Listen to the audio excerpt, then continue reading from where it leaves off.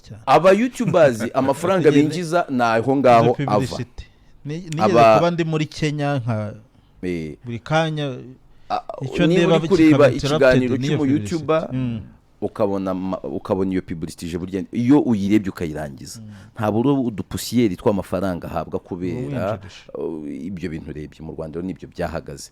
Aba YouTubers bikabariza kubera iki ubusanga audience y'umuntu 80% cyangwa 90% iri mu Rwanda abamukurikira nyine abakurikira ibyo atangaza kandi noneho nubwo iri mu Rwanda yinjirizwa n'10% bamukurikira bari hanze. Mu gusobanura icyo kibazo gihari ngabamamaza nibake n'ibiki abantu rero niho bahise bajya mu rushije bakibaza none subu mu Burundi baramamaza kurusha mu Rwanda. Niba dushaka gukemura ikibazo cy'ubuhinzi mu Rwanda ntabwo ugomba kuba umwuga ukorwa n'abakene. Ntabwo abo bakene ari bo bazabasha kugura iyo fumbire mu ngano nini. Ntabwo bakene bazabasha kugura ipompo zipompa amazi zive mu biyaga ajye kuhira. Imashini zihinga. Ntabwo ari bo bazabasha kugura imashini zihinga. Ntabwo ari bo bazabasha gukora ingendo shuri ngo bajye muri za Katari barebe uko bahinga, bajye muri Jordania barebe uko bahinga, bajye muri Israel barebe uko bahinga, bajye mu Bushinwa barebe uko bahinga. Ntabwo ari bo bazazana abahanga mu kujya gupima ubutaka ngo barebe composition y'ubutaka bagiye guhingaho n'ibihingwa bya buryoherwa n'ibyabwanga. Ibintu byamenyerewe bigafatwa gutyo gusa. Kera hari igihe umwana yagiraga gutya akajya ku ishuri, imibare ikamutsinda, igifaransa kikamutsinda, ubumenyi bw'isi bukamutsinda, ikindi kikamutsinda. Cyakora wajya kureba kuri EPS, education sportive, byabindi bitaga EPS, education physique et sport, ugasanga ari rukanza arabasika. Guhera mu mashuri y'abato ese byashoboka ko dutangira kugira talent oriented schools. Umuntu ntajye kwiga umuziki ku Nyundo asoje kaminuza. Uyu munsi ntabwo u Rwanda ukurungana kuri map ariko nge nkirubara. Niyo nkibara population y'u Rwanda ntabwo nkibariza miliyoni 14. Kuko ni igihugu bijyanye n'imiyoborere myiza gifite kiyempoje kigira soft power, kigira diplomacy ishobora kugifasha kugira influence ahantu hatandukanye. Uyu munsi nujya kubona nka Mozambique bafite umutekano babikesha u Rwanda. Ariko no mu guhinduka k'ubutegetsi perezida ugiye kuza ukabona mu bihugu bibiri akeneye kubanza kujya kuvunyishamo n'u Rwanda na Portugal.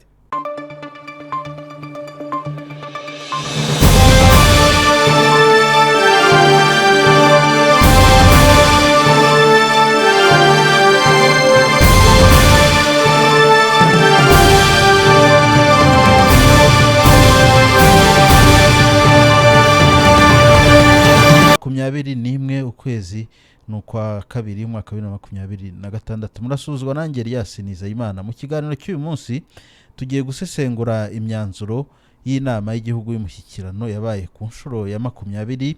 Iyi nama yateraniye i Kigali kuva ku itariki ya 5 kugera ku itariki ya 6 Gashyantare muri uyu mwaka, ikaba yari iyobowe na nyakubahwa perezida wa Repubulika Paul Kagame. Akaba muri iyi nama rero hari hatumiwemo abantu batandukanye, barimo abayobozi mu nzego zitandukanye, harimo abahagarariye abikorera, harimo abanyarwanda baba mu mahanga, hakaba harimo kandi abahagarariye ibihugu byabo mu Rwanda ndetse n'abahagarariye imiryango mpuzamahanga hano mu Rwanda.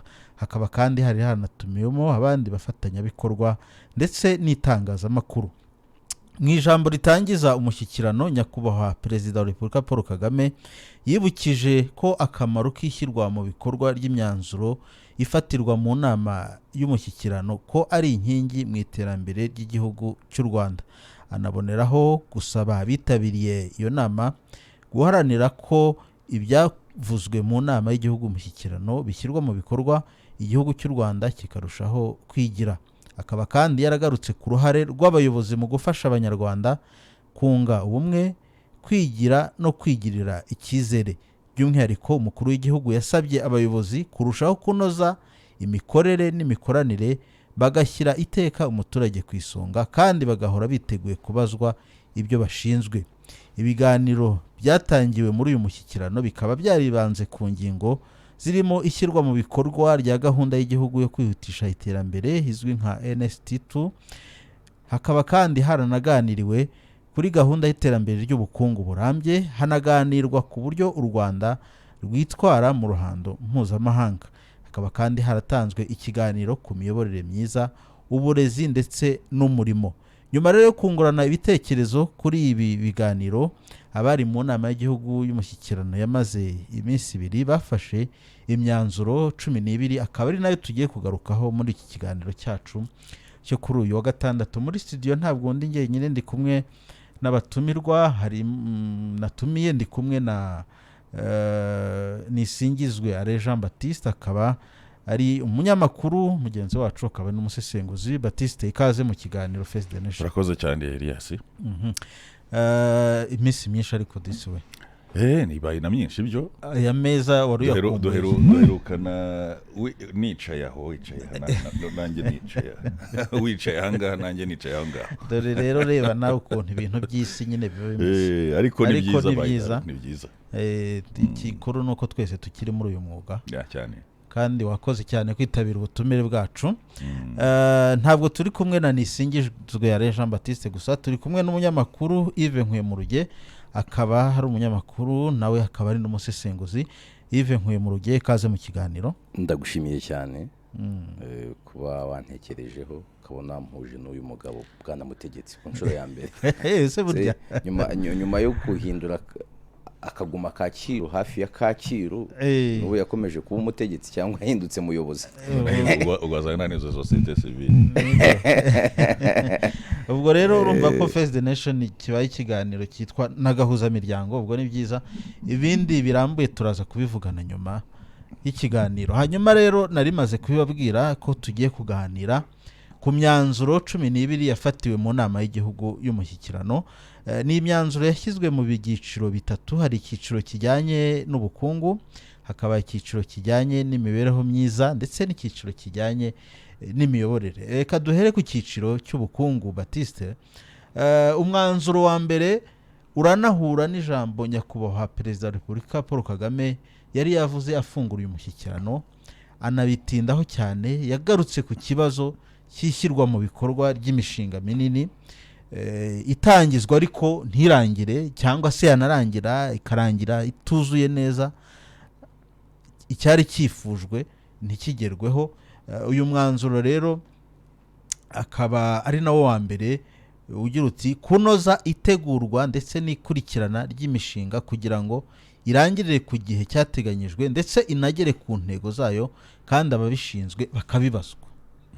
Icyo kintu umukuru w'igihugu yanagitinze, ati abantu bakwiye kubazwa inshingano, ibintu ntabwo bikwiye gukorwa bigakorwa igice, abantu bakiyicarira bakadamarara ntibagire icyo babazwa.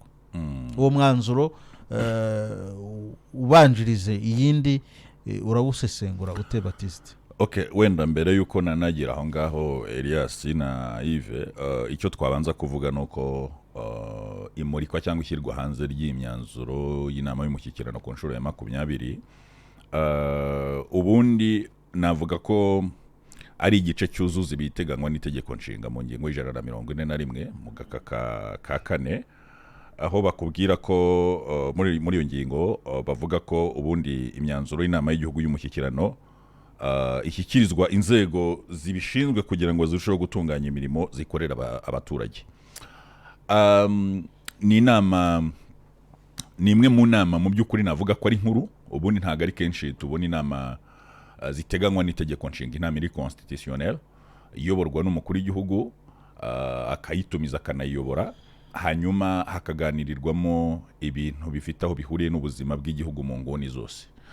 Impaka zigibwamo ni inama ibera ku karubanda, abanyarwanda bakayitangamo ibitekerezo mu buryo butandukanye, ndetse navuga ko uko imyaka igenda ishira indi itaha ari uburyo burushaho kugenda bworoha, kubera ko bitewe n'ikoranabuhanga nyine ubona ko abaturage uko igenda iba bayisangamo cyangwa se bakabona ni inama yabo. Ukabona rwose ku mbuga nkoranyambaga abantu baravuga bati umushyikirano. Ku nshuro ya 20 navuga ko ari inama imaze kuba gikwira, kabishywe inateganywa n'itegeko nshinga. Hanyuma rero icyo wari ukomojeho ku mishinga n'indi ngingo n'ibindi bifitanye isano nayo, imishinga itangizwa ntirangizwe, mu yandi magambo iyo bimeze gutyo kiba ari igihombo. Kiba ari igihombo ku baturage, kiba ari igihombo ku gihugu, iba ari intambwe isubira inyuma cyangwa se itsikiza umurongo mugari igihugu cyihaye. kuvuga ko rero mu by'ukuri ari byiza ko imishinga yatangijwe irangizwa. Reka tubirebere cyane cyane ngo bivuze iki ku muturage. First of all, mbere na mbere bivuze iki kuri we. Yego. Reka dufate urugero rw'imishinga ikunda kugira aho ihurira nawe mu buryo butaziguye. Ibikorwa remezo by'amazi, ibikorwa remezo by'amashanyarazi, ibintu nk'ibyo ngibyo.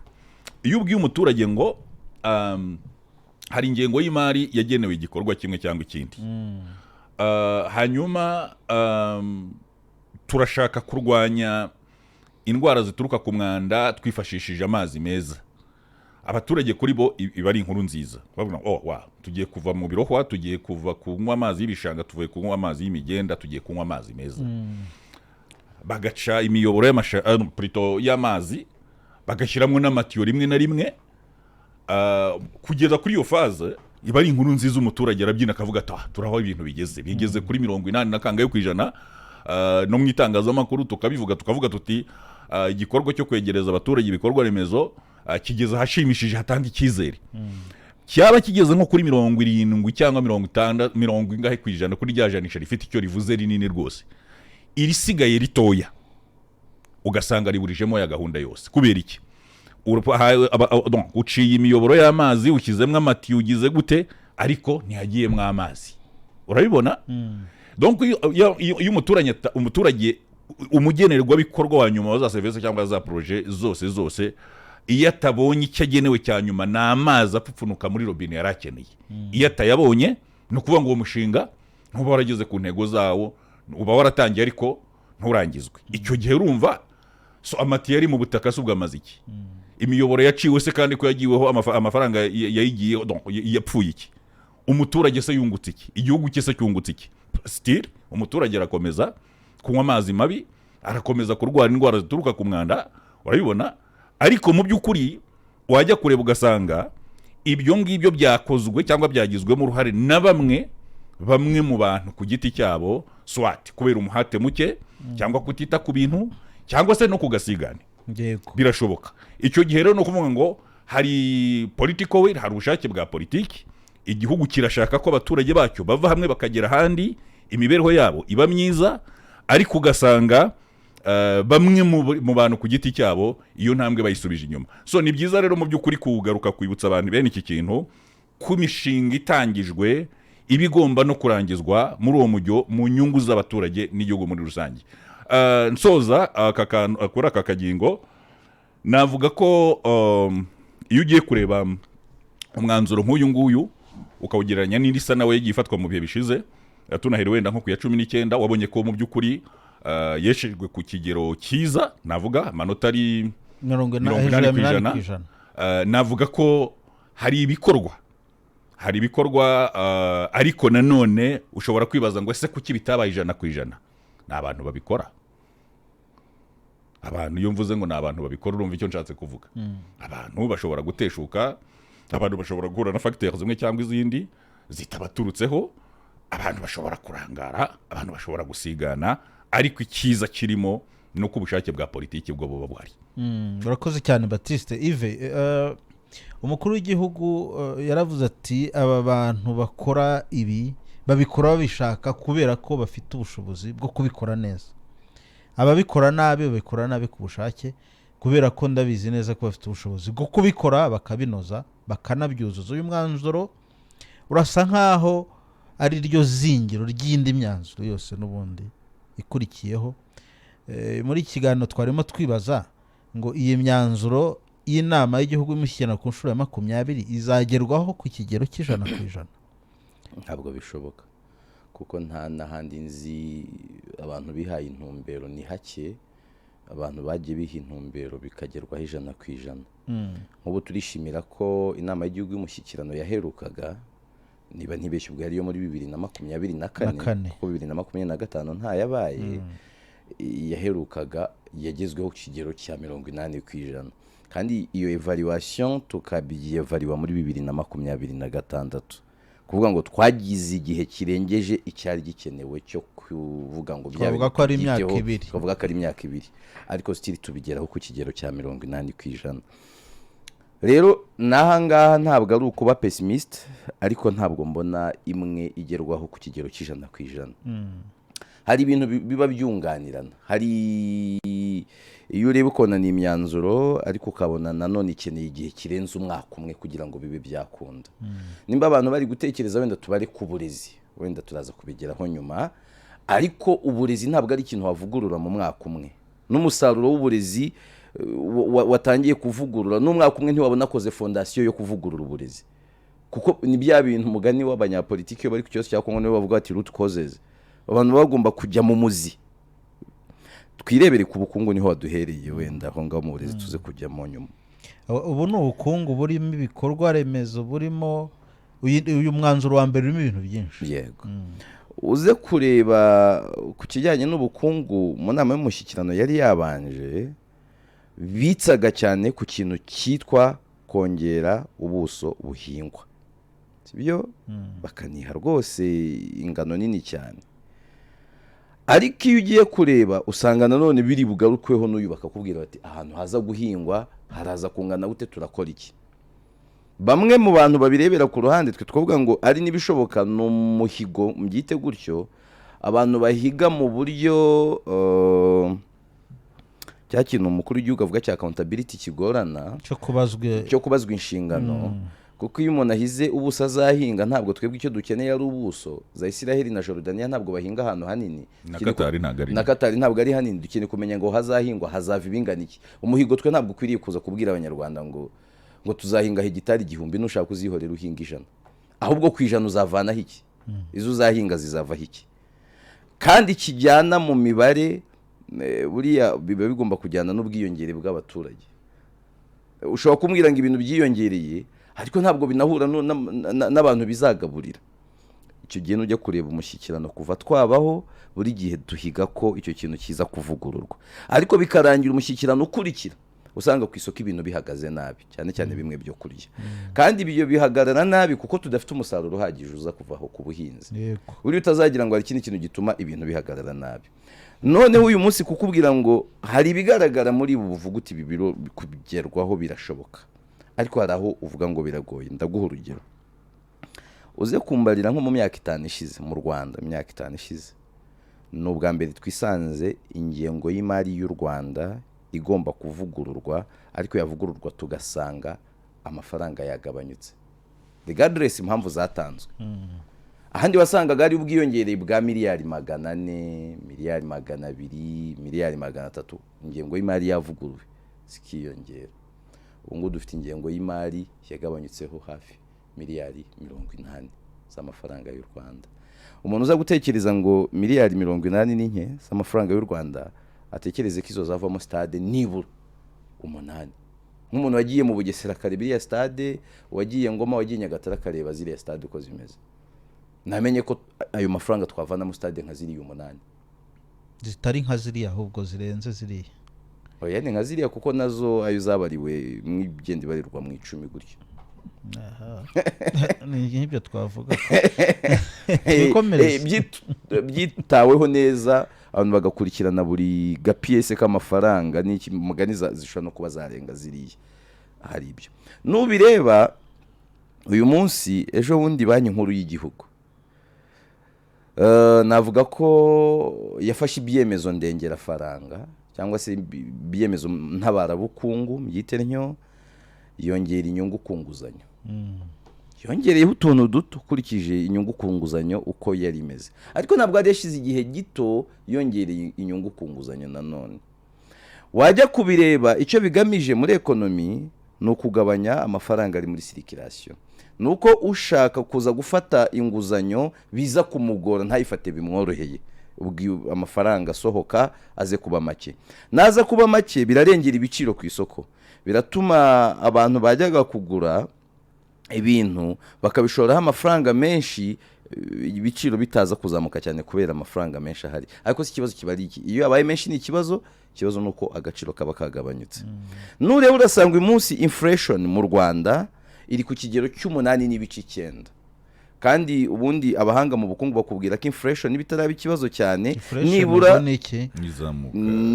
nizamuka ry'ibiciro mu buryo bukomeza hagati y'igihe runaka n'iki. Ubundi mu cyongereza nibwo isobanuka neza bavuga ngo it is the persistent rise in the general price. izamuka rihoraho ry'ibiciro rikomeza rishobora kudakomeza y'ibiciro rusange. Yego. Iyo ari nk'igiciro cy'ikintu kimwe cyazamutse tubare nko ku isoko ibijumba byahenze cyane ikiro cyari 300 none cyabaye 500, akenshi ntabwo ari izamuka ry'ibiciro rusange, ntabwo ari inflation, nibyo bita price shock. Ariko iyo bimeze nk'uku biba ari ibintu rusange, akenshi izi inflation zindi zishobora guterwa n'izamuka ry'ibikomoka kuri petrol kuko byo byafekta n'ibiciro by'ibindi, bishobora guterwa n'impamvu za politike, klima ya politike hari n'ibindi bintu. Niba bihagaze gutyo rero inflation iri hejuru y'8%, bakubwira ko ishyano riba ritaratangira gucika umurizo iri hagati ya 2 n'8%. Byageze ku 8.9%, kuvuga ngo fopa ejo twakisanga mu 10 cyangwa 10 na kangahe. Naho turi dukoreye ya nama yacu y'igihugu y'umushyikirano. Kandi inama yacu y'igihugu y'umushyikirano zimwe muri gahunda ishinzeho umutsi ni ziri muri NST2. NST2 turangiza muri 2029, uyu munsi imba turi muri 2026, nuko mu kwezi kwa 8 tuzaba turangije 1/2 cyayo. Kwa 8 k'umwaka noneho turimo dutangiranyemo ibyo nakita constraints cyangwa se ingorane. Hari ibishobora kutazagerwaho ku mpamvu z'ibihari rwose, ariko hari n'ibishoboka cyane cyane kuri icyo kintu cyitwa ibijyanye n'ubukungu. Birasaba ibyuya byinshi, birasaba imbaraga nyinshi, ariko uko biteye none nkabona hari isomo bitanga Elia, hari isomo bitanga rikomeye cyane. Mbona u Rwanda hari mu buryo bw'ubukungu hari ibintu uyu munsi bishobora korohera u Rwanda, kuvuga ngo u Rwanda ruzakora wenda ubukerarugendo bushingiye kuri sport. Iyo birebye ubona uburyo ibikorwa remezo biri kwiyongera, ukareba uburyo u Rwanda rutekanye, ukareba hoteli nziza rufite, ukareba uburyo ruryoshye, ukavuga uti ibingibi birashoboka ko igihugu cyabyongera bigakunda. Iyo ubaze kwakira inama zitandukanye nazo zinjiza amafaranga, urabireba ukavuga utaha rwose, ahubwo ibindi bihugu nibirangara tuzasigara nta n'umukompetita dufite mu karere. Ariko hari igisata uyu munsi mu Rwanda kidatanga umusaruro gikwiriye kuba gitanga kandi kivuze kinini ku buzima bw'umunyarwanda, ikintu cyitwa ubuhinzi. Ubuhinzi mu Rwanda niba imibare itwereka ko abanyarwanda barenga 70% babaho babikesha ubuhinzi. Ariko wajya kureba n'umwanzuro wa 3 muri iyi myanzuro y'ingeri y'ubukungu, wajya kureba gushimangira ingamba zo kongera umusaruro w'ubuhinzi n'ubworozi, hongerwa ifumbire n'imbuto z'indobanure, hagatangwa serivisi zo kuhira no gutera intanga hifashishijwe ikoranabuhanga. Ikibazo dufite aho mu buhinzi rero kurikije uko batekereza solution n'igikomeza uko kimeze tuzongera tugisanga umwaka utatu gifite. Ni ikihe kibazo? Ntabwo ndi umuhanga mu buhinzi, dufite ikibazo cy'ubuhinzi bukorwa n'abakene. Niba dushaka gukemura ikibazo cy'ubuhinzi mu Rwanda, ntabwo ugomba kuba umwuga ukorwa n'abakene. Ntabwo abo bakene ari bo bazabasha kugura iyo fumbire mu ngano nini.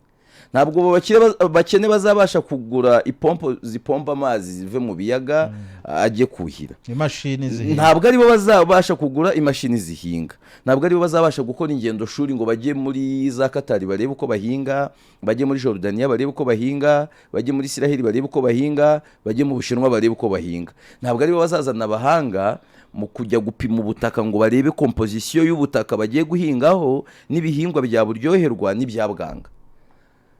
Igituma mvuga ngo ni ibintu bikwiriye gukorwa n'abakire, ni n'abantu bashobora gukorana bya hafi na hafi na ministeri. Bushize nigeze gukora formule yananiye kuyisobanura, bisobanuye ngo ntiyari isobanutse neza, ariko numvaga yasunikira abakire gutyo. Nifashishije inkuru ya Igihe yo muri 2022 yerekanaga ko mu Rwanda dufite abakire barenga 1000, nyine abantu batunze miliyari mu Rwanda barenga 1000, ngira ngo icyo gihe bari 1200. Ndeba raporo yerekanaga ko u Rwanda na Nigeria n'ibindi na Kenya na Congo bari mu bihugu muri Afrika bifite abantu bari kuzamuka cyane mu kugira miliyoni y'amadolari. Wabara wahuza ibyo bintu ukabona ko mu myaka 6 yari imbere u Rwanda rwagombaga ko rufite abantu barenga 2000 bafite miliyari mu manyarwanda. yavugaga muri bwa bwumvikane no kumvira inzego zacu abanyarwanda tugira. Nk'ubu habuze umuntu wanoza icyo gitekerezo akabacamo amasibane abo bantu. Bamwe akavuga ati mugiye kuvugurura ubuhinzi mu majyepfo, mwiyorganize mu buryo bwanyu cyangwa tubafashe kubona ubuorganize. Abandi mugiye gufasha leta kubuvugurura mu majyaruguru, abandi mu burasirazuba, abandi mu burengerazuba. Iyo formule uburyo nayitekereza urumva ko yari ikeneye ibirungo by'abandi bantu b'abahanga batari ngiye, numvaga byarangira mbere na mbere ihuye n'ikibazo, gushaka ikibazo kihe mu buryo buri automatique. Hari kubamo surplus, umusaruro wari kuba mwinshi cyane kurenza uwo tubasha gukonsoma, ku isoko ibiciro bikagwa by'ibikomoka ku buhinzi n'ibindi. Byamara kugenda gutyo bikaba ariko cya kibazo kigiye kubyara igisubizo gituma twita ku nganda zitunganya ibikomoka ku buhinzi kugira ngo babikonserve babibike. Noneho nabyo ejo niba byinshi, u Rwanda ntawe ubishidikanya ko ari igihugu kimaze kugira soft power ikomeye, tubona amasoko hanze ya Afrika dutangire tubye exporting. Uyu munsi ntabwo u Rwanda ukurungana kuri map ariko nge nkirubara, niyo nkibara population y'u Rwanda ntabwo nkibariza miliyoni 14, kuko ni igihugu bijyanye n'imiyoborere myiza gifite, kiyempoje kigira soft power, kigira diplomasi ishobora kugifasha kugira influence ahantu hatandukanye. Uyu munsi nujya kubona nka Mozambique bafite umutekano babikesha u Rwanda, ariko no mu guhinduka k'ubutegetsi perezida ugiye kuza ukabona mu bihugu bibiri akeneye kubanza kujya kuvunyishamo n'u Rwanda na Portugal. Portugal yarabakolonije, u Rwanda ntirwabakolonije kwa uko abitekereza. Niba u Rwanda ari igihugu wabona Central Africa ubutegetsi bwaguye byarangiye, nyeshyamba za François Bozize zagarutse ni nkaho zigeze ibangi, u Rwanda rukaramiraho rugafataho tihafe. Niba perezida w'u Rwanda Paul Kagame uyu munsi yashimirwa kuba Zimbabwe iri kuzuka, uriya niba yafashe igihugu nka Zimbabwe gusecuringa miliyoni 800 z'amadolari, kubwira ko igihe yabikoraga u Rwanda ingengo y'imari y'u Rwanda yari tararenza miliyari 5 z'amadolari. Kuvuga ngo ni hafi kubabonera 1/8 cy'ingengo y'imari y'u Rwanda mu mwaka z'amanyarwanda, ubwo zari 5 z'amadolari gutyo. Dolari yari taranatumbagira ukuri rihagaze mu 1440. Hari izo mbaraga umukuru w'igihugu aba yatangiye afite, kandi yazigize ntabwo zibize zihinduka iz'igihugu. Niba nubwo ho ntabyishimiye nko muri Congo Brazzaville baduha ubutaka bakarinda aho perezida bashyirwa y'igitutu ngo babutwambure tutarabubyaza umusaruro n'iki, ariko buryiza bari imbaraga igihugu cyagize. Niba twagira icyambo kuri Djibouti, turi igihugu kiri landlocked, nuko nabonye abanyafrika benshi mu kwikonsora sigaye babyita ngo ni landlinked. Ariko ukisanga Djibouti yikora ku nyanja yakubwiti twaguha ku cyambo hano rwose nta kibazo. Aya bari amahirwe y'ahantu dufite influence, wa musaruro wacu wajya ugenda n'ibindi nkenerwa bigira. Ubwo buhinzi gukemuka niba bicurika bugakorwa n'abakiri, nibwo uyu mwanzuro uzashyirwa mu Batista. Nabonaga hari icyo ushaka akantu gatoya nashakaga kuvuga kuri ntabwo twasimbutse umwanzuro urebana no guha agaciro amabuye y'agaciro. Ive hari ikintu agarutseho, ikintu kirebana n'ikorwa ry'ubuhinzi, yikije cyane ko kuvuga ko bukorwa n'abantu badafite ubushobozi. Yego, ariko na oya. Uyu munsi nujya kureba mu by'ukuri umusaruro w'urwego rw'ubuhinzi, hari ijanisha usa n'ugenda uzamukaho ukuntu, nubwo mu by'ukuri ritaragera ku rwego rwo guhaza ibyifuzo nyine cyangwa isoko dufite muri rusange. Akomeje kuri factors zitandukanye, bukorwa n'abantu batabifitiye ubushobozi. Akomoza kuri factor rimwe na rimwe ushobora gusanga zifitanye isano n'impamvu zishobora kuba atari za hano kuri ba nyakubukora cyangwa se iki. Hari factors zitandukanye. Ubu ngubu uyu munsi dufite ikibazo cy'imihindagurikire y'ikirere, kandi babahinza avuga batafite ubushobozi kenshi barirayingaga kuki ku miterere y'igihe. Imvura yaguye, reka twizere ko tugiye guhinga tukazarya, izuba ryavuye, ubwo bigenze gutya biracitse, inzara irateye. Ariko hari indi factor ikomeye. Uyu munsi ubuso bw'u Rwanda ntago buhinduka, ni ibirometero 26,338 kuva twabyiga uko nguko ntago birahinduka. U Rwanda ni kimwe mu bihugu bifite umuvuduko ukabije w'ubwiyongere bw'abaturage, sibyo? Abo baturage bagomba gusaranganya ubwo buso n'ibikorwa barashaka gutura, urabibona? bagomba kubakirwa ibikorwa remezo, amashuri, kuko abantu uko bavuka bagira gute, bazagomba gukenera espace bagomba gukoreraho ibyo ngibyo, bazakenera ibibuga by'imyidagaduro, bazakenera n'amarimbi yo guhambwamo kuko barapfa. Sibyo? ubu nacyo ni ikibazo gikomeye. Iki nacyo ni ikibazo gikomeye. Ni ukuvuga ngo uyu munsi iyo ujya kureba ubuso bukorerwaho ubuhinzi inshuro nyinshi, nujya gukora nta nubwo binasaba na risisi ndende, bigusaba guhagarara ahantu ukavuga ngo harya ahantu maheruka ryari. Ngiye nibuka za 2008 9 uhagararaga hano hakurya za Kabuga ukareba hakurya ku Muyumbu kugira ngo bari inzu ituranye n'indi ugashishoza. Wari umusozi uhingwa ko imyaka ukabona na hano nyine umusaruro w'ubuhinzi uturuka. Uyu munsi ni inzu ku yindi kandi n'ubutaka bwera. Urabibona?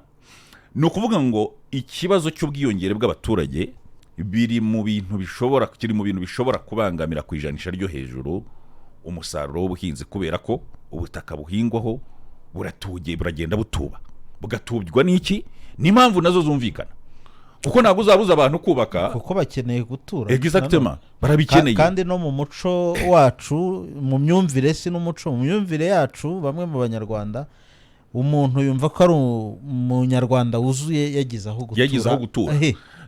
Ntekereza ko na office d'etat, ntekereza ko ari n'ibintu bizahinduka, kuko mu bihe biri imbere ukurikije uko ibintu bimeze, uburyo gutura bihenze, hari imyumvire abantu bazikuramo bakumva ko hari kugira ngo ugire inzu yawe byanze bikunze, uko bisa kose leta izabigiramo uruhare nayo mu guhanagura bene iyo myumvire iteye gutyo, kuko hari aho bitazashoboka.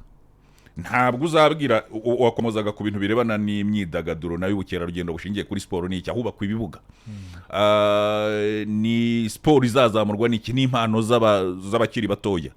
Uyu munsi hari ikibazo gikomeye cyo kuvuga ngo ibibuga by'imyidagaduro hirya no hino mu gihugu, hari ibibuga narinze ahantu mu ntara, ahantu nagiyeyo hari ikibuga twajyaga dukiniraho, bageze ndahayoberwa nsanga bahinze umuceri, hari mu gice cyegereye igishanga nyine, ahandi ugasanga ngo barahatuye n'iki.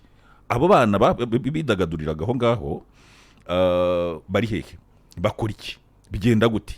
Kandi urabizi imyidagaduro ni kimwe mu bintu bifasha mu by'ukuri abana, urubyiruko muri rusange n'abandi bantu kuba bafite discipline barema ahantu, bikaba byabafasha kwiha umurongo umwe cyangwa undi, discipline imwe cyangwa iyindi. So bivuze iki rero? Biravuze ngo hari akantu kameze nka effet domino, donc buri fagiteri igenda ihereza indi. Turaza kugera ku mwanzuro uvuga ngo mu mibereho myiza abantu hari imyanzuro itaragiye yandikwa ariko ubona ko iri related n'indi akabaye ihari. Sibyo? Uyu munsi dufite ikibazo gikomeye cy'ibiyobyabwenge mu rubyiruko. Sibyo? Kubera iki barakubwira ngo rega iyo utunze mikoro barakubwira ngo rega urumva ngo ntabwo tukibona ahantu twidagadurira. Muri dagadure ikibuga nyine mwahingagamo, burito mwakiniragamo, kirimo umuceri, kigize gute, bacyubatsemo ibintu nk'ibyo ngibyo, kandi wajya kureba ugasanga nta kundi byari kugenda. So hakenewe rero mu by'ukuri imbaraga zishakisha ibisubizo birenze ku bisanzwe bihari mu rwego rwo kugira ibihinduka. Ariko n'icyo avuga cy'uko ubuhinzi bwakorwa n'abantu b'abakire ntago nakirwanyije, bafite amafaranga, ahubwo nashakaga kuvuga ko impamvu zibangamiye urwo rwego ari nyinshi zirenze imwe, kandi zose zikomeye. None uzabwira abantu ngo mube muretse umwaka utanyabona ntihazagira umuntu uzabyara, ibyo ntago wabyuvuga mu gitondo ngo bivuge. Sibyo? Ni ukuvuga ngo ni ibintu biri gradual, bigenda no guhindura imyumvire no kugira gute, bigafata igihe runaka. So uyu munsi umusaruro w'ubuhinzi, hambere twari tuzi ko umusaruro w'ubuhinzi iyo tuvuga ngo ni ibihingwa ngengabukungu, twari tuzi ikawa, tuzi icyayi, wenda n'ibireti, ariko hiyongereyemo imbuto, avoka ziragemurwa ku masoko mpuzamahanga mu Bushinwa n'ahandi, imbuto muri rusange. Ariko noneho wajya kureba kuri trade balance yacu ugasanga iri deficit, n'ubundi duhora turi muri minus. Kubera iki? Ibyo twohereza hanze toujours nibiki yapari raporo ibyo dukurayo. Ibyo ngibyo rero biratujyana mu gusagarira ifaranga ry'igihugu, kubera ko turakenera kugurisha ryinshi kugira ngo tugure amadevize, kugira ngo tubone ko tugira ijambo ruza ku isoko kandi mpuzamahanga. nabyo biba ari ukwikanika. Exactement. rimwe na rimwe turacuruza ibyo bintu tubyimye isoko ryacu. Ntabwo wambwira ngo dufite voka zihagije zo kujyana ku isoko mpuzamahanga ngo ngiye voka nyigure 500 ku isoko ryo mu Rwanda. Ngo uracyayigura makeya. Oya ngura gatoya ku bushobozi kandi ubwo mu banyarwanda bakennye sindimo. None wibaze umunyarwanda uri munsi yanjye we niyo voka ntiyabasha kuyigura. Avoka rwahoze ari urubuto rwa rubanda. Yego. Ariko uyu munsi ntabwo ariko bikimeze. Uyu munsi kurya umuneke byahindutse igisobanuro cy'ubusirimu cyane. Ariko hari ibihe habaga byitwa ngo ibintu nibihira. Abahinzi abantu babyumva banyumva barabaye mu byara aho bahinga bari kubyumva kituki kigahira hariya bakakirekera mu hariya bakakihorera. Ntabwo ari ibyakira. Wacamo ukagitwara. Washoboraga guca ku giti cy'umwembe ugasoroma umwembe na nyira wakureba cyane. Ndabyibuka tukiri abana myembe amapera. Ni ukuvuga ngo ibyo ni ibyejo ubu nta n'umuntu kubaza ngo manuka muri icyo giti. Wenda urashaje riya ngewe ubitanga nditanga ingero z'abantu bato z'ejo bundi. Wenda nge n'ibyejo ibyo ni ibintu nibuka ejo. Ariko uyu munsi ntabwo iseri ry'igihumbi hano muri Kigali kano tutuneke dutoya bita Kamaramasenge. Agaseri k'igihumbi wagapfumbatiza. Wawufata gutya rwose ntabwo ukeneye envelope yo kutwara. Hariho DPS nka dutandatu. Mbwira aho ukagura igihumbi ngende numva kaba gahendutse ahubwo. Hari iki rero? Ubuhinzi bwo ku-exportinga ntituragera kuri urwo rwego. Turi ku-exportinga kuko dukeneye kubalansa ako kadolari turagakeneye cyane. Rimwe na rimwe tuke-exportinga ibintu natwe tugikeneye. Hari ibyo ntari buze kuvuga mu mazina ariko nzi twaburaga hano ku isoko ryacu twabibuze ariko nyine nk'abanyamakuru cyangwa abantu tukaba tuzi ngo ku isoko ryo mu gihugu kiniki iyi produit yacu iri kugurishwayo. Wajya kureba kuko hano yabaye nkeya kuko yagiye kuri iryo soko mpuzamahanga hano twese iduhenda. None si kawa ntitukwiye kuyohereza ikawa abantu benshi uri abanyarwanda ntabwo umuco wo kuyinywa ntabwo uratubana mwinshi. Ibyo ni nko kwagenda ukabaza bari abavani bo muri Burengerazuba ukabaza uti kakao ni iki mu rya chocolate bigenze gute. Ni kimwe n'ikawa ntantu ariko at least nibura ubu ngubu je navuga ko abanyarwanda benshi ijanisha bari kugenda bayisobanukirwa rwose no mu biganiro byabo barakubwira ati tuze gusangira gakawa tuganire. Dore ubwo narimo mubwira nti ubwo si ikawa arimo avuga n'icyayi ko ari byo twohereza aha. Ibyo bivemo wowe ibyo bindi se ni ibiki niko twakuze tubisanga. Ibyo bindi twohereza kuri voka n'izindi mbuto ibyo turabyohereza tubikennye bihenze. Kimwe mu bituma uyu munsi u Rwanda rwakimuye ibibazo byose ariko tukaba tugifite abana ngira ngo n'umwaka ushize babaraga hafi 30 bakiri mu mirire mibi. Nuko kurya indyo yuzuye bihenze. Nabonye akarere ka Gicumbi ariko kari ku mwanya wa mbere mu kugira abana bagwiye. Ejo hano baye inama yahuje minisitiri w'umuryango n'izindi nzego. Kurya indyo yuzuye birahenze. Naho ejo ndi kubarira abantu mbabwira nti uyu munsi igi hari amagi aryohera abantu twita ngo ni amanyarwanda sinzi wabizanye ko ari amanyarwanda ndakaba amazungu. Ni ukwikunda. Hari igiparu umuntu yigeze kunsetsa yagiye mu nama muri Singapore. Yabaye ati ndashaka igi ry'inyarwanda. Noneho babaha breakfast. Hano na hano amagi y'amanyarwanda yarahageze uko yarabonye nyine umureti w'umuhondo. Rero iryo ngiryo ryagi ry'inkoko yitoreye ibiryo byayo hasi karya udukoko ntibagira aho bayizirika nk'imbwa za kizungu. Ririya gi ntabwo waribona i Kigali munsi ya 300. Ni nayo rwose. Sibyo ntiwaribona munsi ya 300 kuko arimo aragurira irindi twita ipondezi. Ubwo se riri ahubwo ipondezi ni 200 ubwo waguriye mu ruzungu. Ipondezi ni 200 uraribona. Noneho ibaza ufite abana 4 kandi nawe ntabwo muganga yari kubujije kubyo. Kandi n'itegeko ko umwana agomba kurifata ku ifunguro buri munsi. Nanze ariko nabasani bashaka bajye bayafata. Nabasari barayakiniye. Umufungo wa dodo uretse kuba baragabanyije ingano.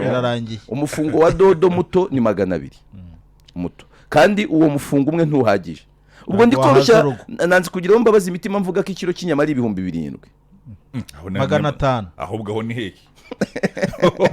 7,500 hariya kwa Kagoyire rwose niko nzigura. Ibyo bintu rero bita bikwereka ngo umusaruro umeze gute. Ikiza nuko ibibazo turi kuvuga mbona abayobozi batangiye kubibona ndetse namwe mu makosa yakorwaga ubona biteguye kuyatangira ibitambo. Ejo bundi uyu munsi turi kwa 6 ngira ngo ni kuwa 4 nibwo minisitiri w'ibidukikije Dr Bernadette tariki 19 yari yitabye inteko ishinga amategeko avuga uburyo mu Rwanda mu myubakire mwigeze kubikomozaho bagiye kuvana kuri site 14,000 zo kubakaho hagasigara site 3,000. Iryo ni gabanyuka imibare yanjye bayihuse hafi ya 80%. Mu rwego rwo kugira ngo ubutaka bwo guhinga cya kibazo Baptiste yavugaga bubone kugira ngo ubutaka bwo guhinga ubutaka bwo guhinga buragenda buba bukeya. Ikibazo ni gute twisanzaho nta butaka bwo guhinga buhari. U Rwanda turi mu bihugu bya mbere mu isi, not muri Afrika, bya mbere mu isi bifite ubucucike. Uriye kuri kilometero kare mu Rwanda turi hafi kuri kilometero karimwe 500 hari. Oya abantu 500 abantu 500 nabangaye hafi 600 kuri kilometero karimwe. Ntabwo ibyo bintu uzabisanga mu bihugu byinshi. Dusanzwe turi igihugu gito. Cyo koza gifite umugisha ko dufite amazi u Rwanda ari inyigo yakozwe neza nta hantu na hamwe mu Rwanda hatakuhirwa. Intara ifite amazi make mu Rwanda na amajyepfo gusa.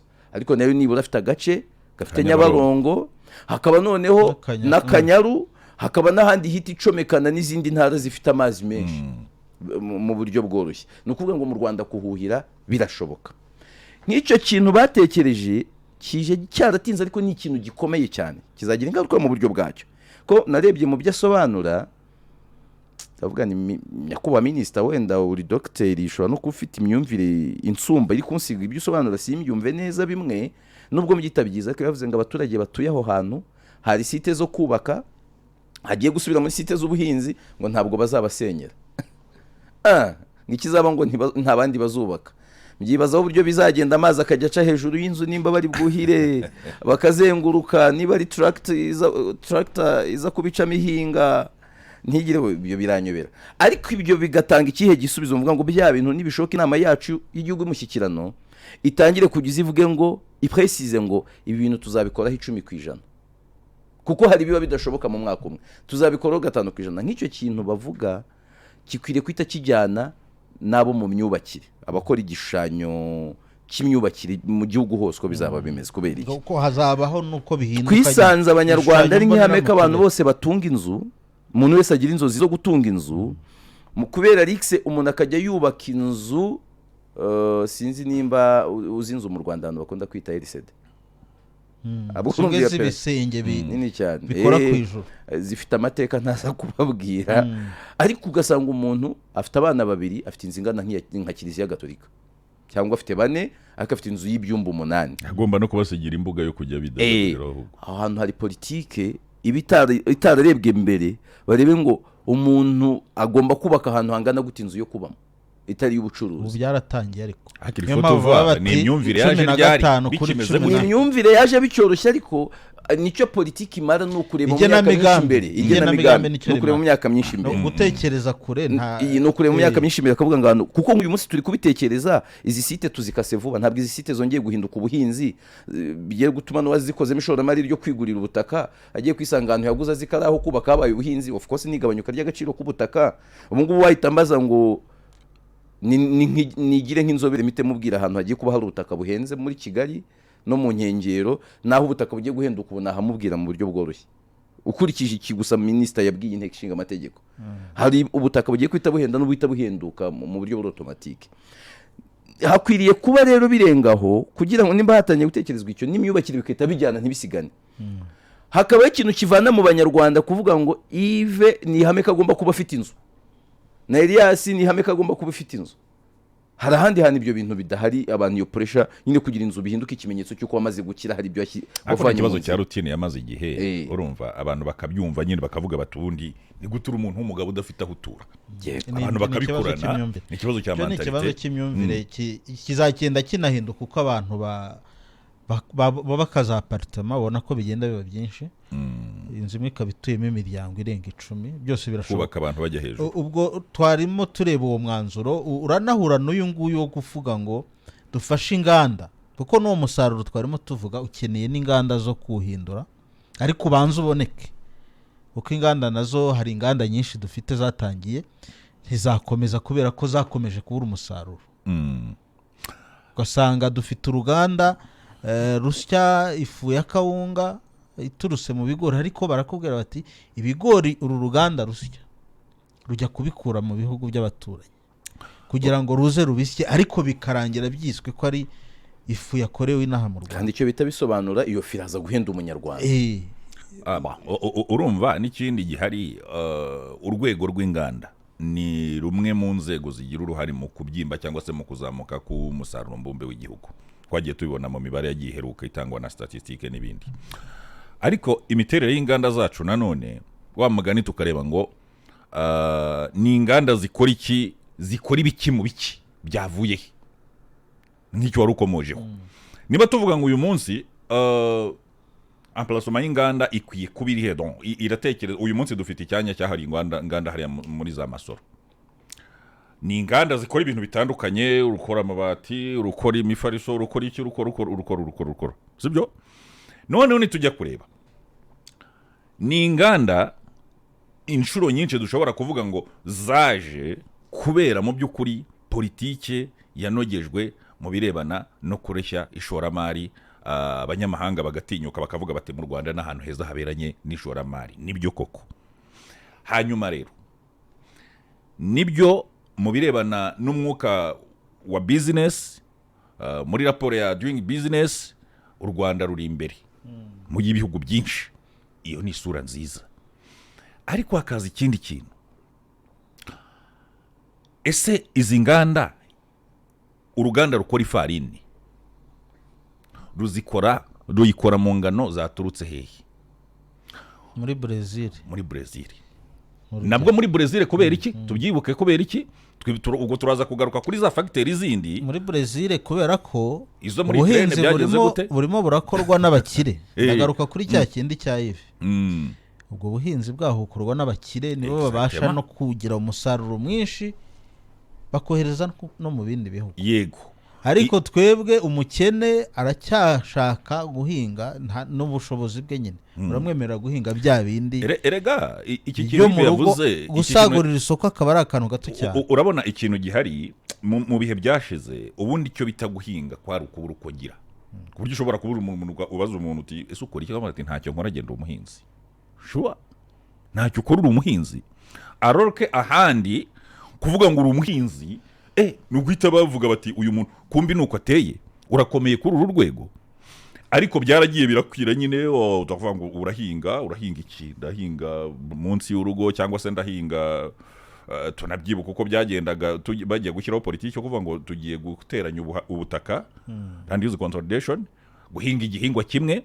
Wasangaga vis-a-vis na ya myumvire, wumva ko ubutaka bwawe ugomba kubuhingamo umugozi, ugasosekamo igiti cy'umwumbati, ukagira gute, ugasosekamo iteke mu kantu kamwe. Noneho kandi turabizi ko wenda abahanga mu birebana n'ubuhinzi barabizi, ntabwo ibihingwa bigira imbaraga zimwe mu kuba byazamura matière nutritive. Harimwe ibyacura ibindi. Ni ukuvuga ngo uko bicucika mu butaka bumwe icyarimwe, ntabwo ushobora kubona umusaruro wa buri kimwe mu rwego rwacyo. Ntushobora guhaga, witwa kuhinga ariko urakora ubusa. Niyo mpamvu wasangaga abantu benshi bakubwira ngo njyewe ntacyo nkora ndahinga. Mu yandi magambo biravuze ngo guhinga ni ukubura icyo ukora. Uyu munsi rero tubihuze n'icyo kintu kinini cyo kuvuga ngo inganda. Byaragaragaye ko inganda ari rumwe mu nzego zigira uruhare mu kubyibushya GDP cyangwa se umusaruro mbumbe w'igihugu. Ariko aho biri uyu munsi, twagiye tubona mu bihe bishize inganda zihagarika ibikorwa. Kubera iki? Zabuze umusaruro zitunganya. Rimwe na rimwe ukajya kureba ugasanga hari izashyizweho zihawe icyo cyizere, bavuga bati mwebwe ni muzi umusaruro urahari. Ariko wajya kureba ugasanga mu by'ukuri ibintu byarahindutse. Twagiye tubibona inshuro nyinshi. Sinzi uruganda rwagombaga gutunganya ikigage harya? Yego, Kamonyi. Sinzi uko byaje kugenda. Urundi ngo rutunganya amafiriti mu birayi. So wajya kureba umusaruro w'ibirayi, uburyo bihenze, uburyo dukeneye no kubijyana ku isoko ryo hanze, ugasanga byagiye bizamo mu by'ukuri utuntu n'utundi. Nge ntekereza ko aho bikwiye guhera, kuvuga ngo gufasha by'umwihariko inganda hagamijwe kongera umusaruro n'ubushobozi bwo guhatana ku isoko, nibyo, kubera ko bizatuma aho kugira ngo tujyane ibintu ku isoko bidatunganyije, tubitunganya tujyane ibintu biri net, bya bindi umucuruzi umuguzi wa nyuma akenera. N'icyo kiguzi cya nyuma twarabibonye nko ku ikawa. Kera twajyaga tuvuga ngo ikawa nizisoromwe zigende gutyo hanyuma zizagira ahandi hantu zitunganyirizwa. Hari amafaranga twahombaga, igihugu cyahombaga byanze bikunze, ariko nizitunganyirizwa hano, umusaruro w'ubuhinzi nutunganyirizwa hano, tukajyana produit ya nyuma ku isoko, ya mafaranga abanyaburayi bari kubona cyangwa za nganda zikomeye zo mu bindi bihugu ni igihugu kizayabona, n'u Rwanda ruzayabona. Ntekereza ko rero ari ibintu mu by'ukuri nabyo bizasaba guhuza ubushobozi, ndavuga ubushobozi mu buryo bwa financial means ndetse na skills, bigaprofita politike nziza ihari, ubushake bwa politike buhari bwo kuba ibintu byagenda neza, kubera ko ibimaze gukorwa gihe navuga yuko bica amarenga atanga icyizere yuko ibintu binogejwe byakunda.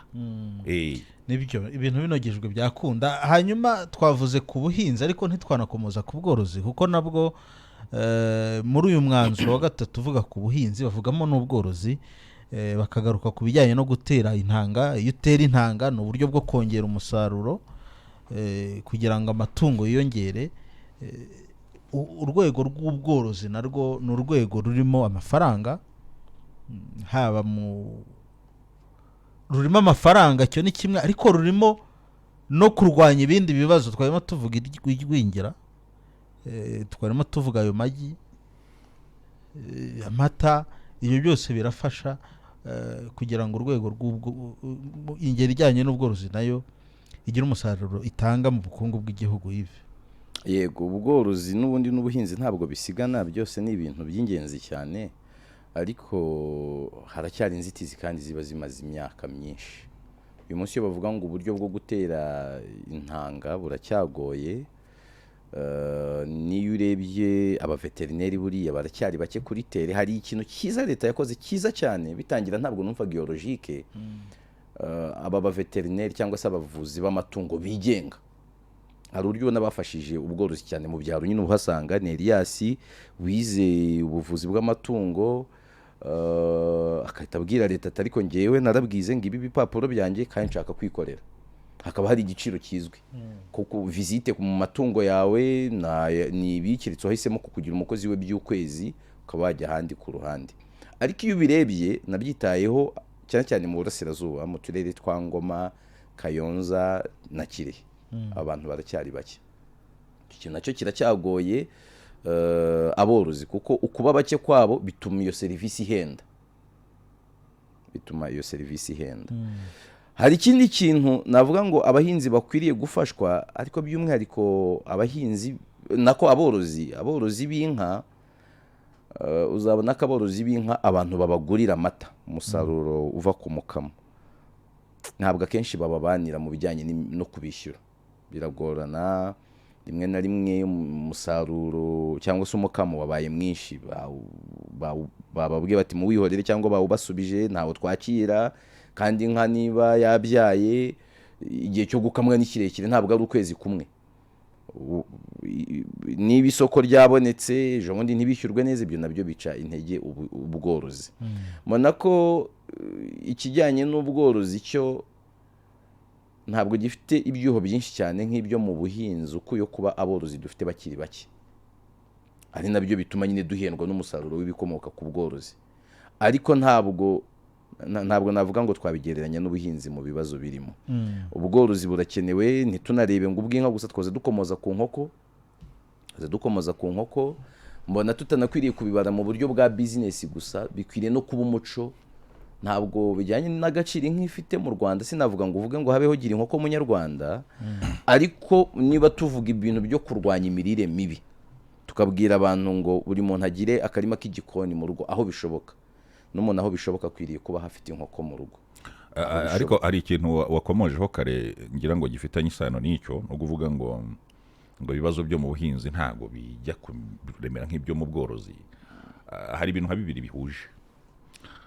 Buriya gemeruka mu cyaro, uko bisa kose ndumva ari giheruka mu cyaro vuba kubarenza mwe mwageze Kigali hari imbere.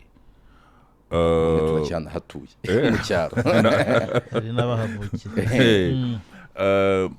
Ako na Elias Mugani yarahavukiye ngira ngo. Icyo nashakaga kuvuga ni iki. Buriya reka tuvuge nko gutunga korora inka. Usibye korora inka nabyo byahoze ari rigs. Urugo rurimo inka urukubahwa kandi nibyo koko, nk'itungo rikuru rihagarariye andi mu by'ukuri mu byubahiro by'amatungo. ariko nongereho ko no kuryorora ntabwo ari ibintu byoroshye. Naho naringiye kugera rero. Ntabwo ari ibintu bya buri wese. Naho naringiye kugera. Korora inka ukayibyaza umusaruro ikakubyarira umusaruro. Korora inka ni kimwe mu bintu bihenze bisaba ikiguzi muri iki gihugu. Korora inka mu Rwanda biragoye rwose, ku buryo hari nuvuga ngo bigeza no ku rwego kubera ko wabwiraga umuntu ukabwira uti ese wakoroza nk'inka, bagatoya inka ntago nayishobora muvandi, ibyo byihorere, sibyo? Nari nkeneye ifumbire, akakubwira impamvu zirenze imwe yarayikeneye, ariko akaza gusoresha imwe yonyine akubwira ko bitakunda nubwo abikeneye. Nari nkeneye ifumbire, nari nkeneye nyine itungo mu rugo, ryari kuzampa amata, ryari kuzagira gute, ariko ikizatuma ibyo byose mbigeraho korora inka isaba ikiguzi gihanitse.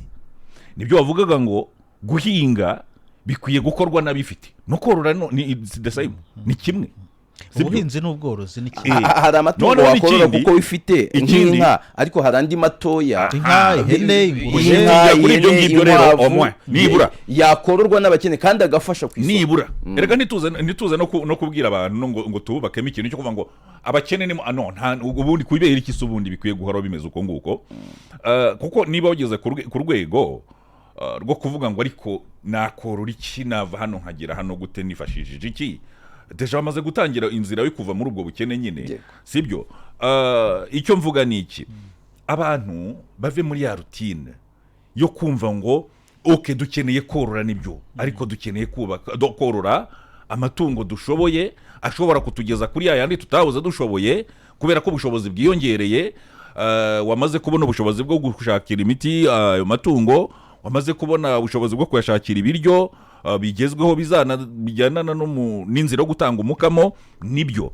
Ariko abantu bave muri rutine yo kumva ngo nanjye wampa waguha inka, ufite ubwatsi imbere nambe, ufite uburyo bwo kuyiha ibiryo, kuyigaburira, ufite ikiraro, ufite aho wayiha, ufite ubushobozi bwo kuyishakira imiti, ibintu nk'ibyo ngibyo, sibyo?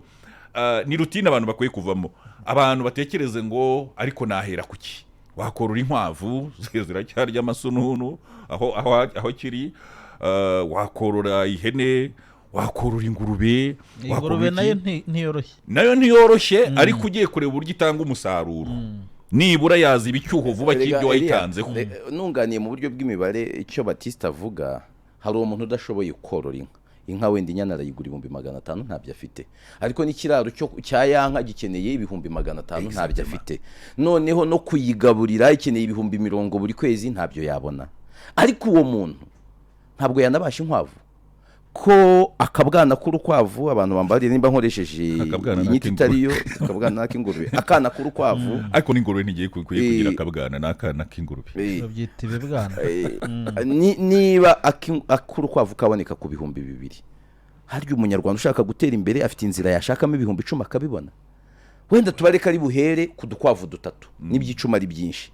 Utwo dukwavu 3 ndakumenyesha ko mu buzima urukwavu mu gihe hagati y'amezi 3 n'8 ruba rwageze igihe cyo kuba rwabyara, kugira umve ko ari logique yoroshye. Ibyatsi byo kugaburira urukwavu wabisoroma, ariko na ryashu watetse iwawe, ibishishwa by'inyuma wabiha rwa rukwavu. Iyo possibility yashobora kubwo ndikuvuga cyane nko kwanda ba mu cyaro. Kuri bya bihumbi byawe 6 reka tubareka ari 20 bijyanye naho ugiye kurushyira byose igishoro ari 20, ufite amahirwe ko mu mezi 3 za nkwavu 3 watangiranye zishobora kuvamo izindi nkwavu zirenga 10 mu mezi 3. Urukwavu byo bita gestation period ibiri hagati y'imisi 24 ngira ngo na 28. Nyuma yaho ukaruha ukwezi kumwe rukongera rukisuganya. Urukwavu rwakuze hano hanze ruri kugura 5,000 aho rudahenze, zinafite isoko z'uburyo zarebe mu tubari rwose cyane, zifite isoko. Wa muntu wazitaye akazigirira gasuku, akazimenyera ibikenewe, afite ubushobozi bwo kuba ari umutunzi w'inkwavu 20 mu gihe kitarengeje amezi 5.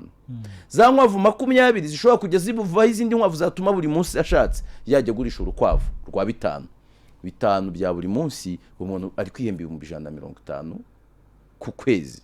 Ariko abantu bose nubashyira mu mutwe ngo inka wenda kugira ngo wenda Elias wenda aze no kwanzura no kuri icyo turavuga ngo zikwiye kororwa n'abishoboye n'abifite, ariko abishoboye bo ntabwo ujya unyuzamo kumva amakimbirane ajya akunda kuba hagati y'aborozi n'abahinzi mu duce dutandukanye, bavuga ngo babaragiriye imyaka, byagenze gute kumva abantu barwanye inzego zagiye guhosha, kugira ngo impamvu ze ni iyihe? Ni ukuvuga ngo umuntu agera ku rwego rwo kuvuga ngo ndorora ariko ibyo kurya inka zanjye ntizihaga, abashumba bakagira gute bagaturira imyaka y'abandi. Urumva ni impamvu itari mwikorezi, ariko ni imwe mu ntoya zerekeza aho ngaho mu kumva ishingiro ry'icyo kibazo. Yego, murakoze cyane. Mu yindi myanzuro harimo icyo guteza imbere ubucukuzi bw'amabuye y'agaciro, hakabamo umwanzuro urebana no gukemura ibibazo bikigaragara muri serivisi zitangirwa muri one stop centers hirya no hino, ndetse no kwihutisha ibikorwa byo guhuza za sako ku rwego rw'uturere ndetse no ku rwego rw'igihugu. Ibyo byose byagarutswe. Gusa tugarutse ku mwanzuro wa mbere ujyanye n'idindira ry'imishinga, umukuru w'igihugu Paul Kagame mu ijambo yavuze afungura yari yabitanzeho umurongo, ndetse ananenga abayobozi bakora nabi ntibashyire mu bikorwa inshingano bafite. Reka tubanze tumwumve, ubundi turagaruka tureba imyanzuro yavuzwe mu ngeri ijyanye n'imiyoborere myiza ndetse n'imibereho myiza.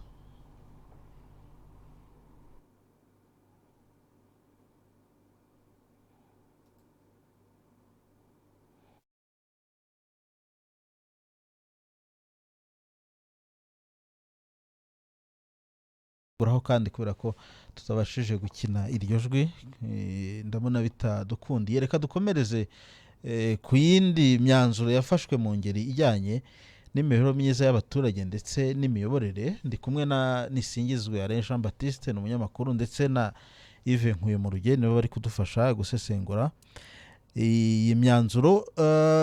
Mu ngeri ijyanye n'imibereho myiza harimo imyanzuro itatu.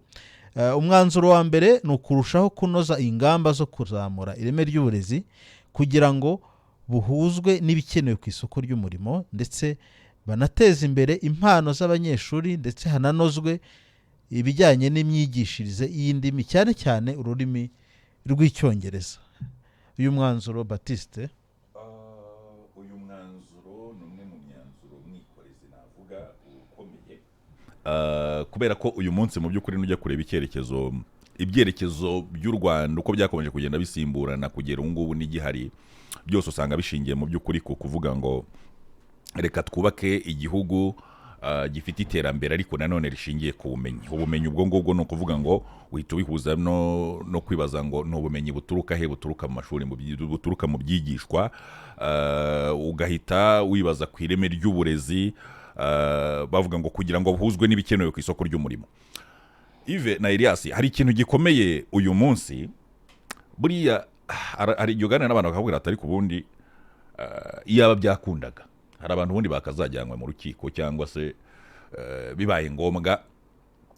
Ntabwo ushobora kumbwira uyu munsi uburyo umuntu yicaye akigishwa 13 colonies de l'Amérique.